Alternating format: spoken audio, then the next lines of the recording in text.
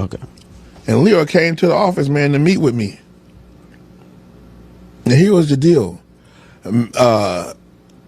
Rap-A-Lot and I were at a Gridlock at that point in my career.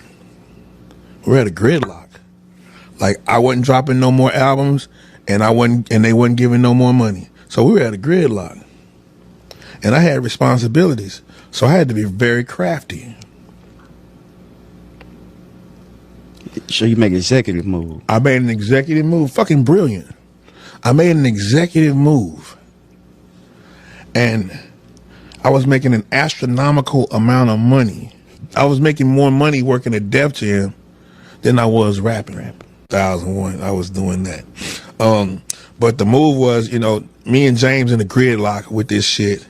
And so let me cut y'all. Is y'all in the Gridlock? Or are you saying you wanted more money and they were just holding firm? I'm not sure what the beef was. That shit was 20-something years ago. Yeah. But we was at a disagreement.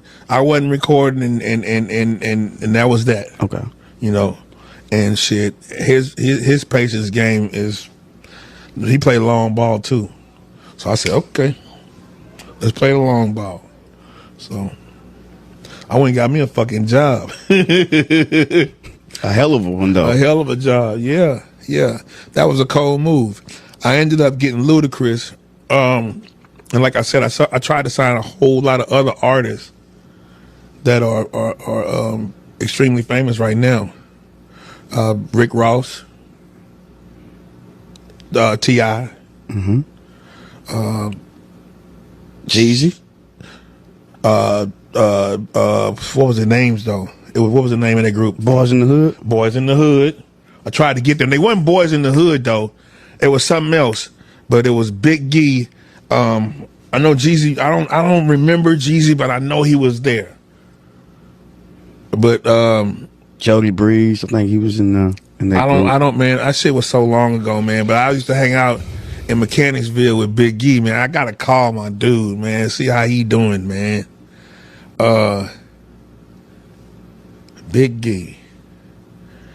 I tried to sign a lot of that shit. David Banner, Slim Thug, Paul Walker, Millionaire, Flip.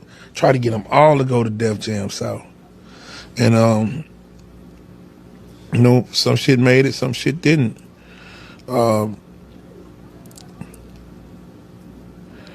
situation dissolved when everybody went to Atlantic. And I was stuck at Def Jam, and I just felt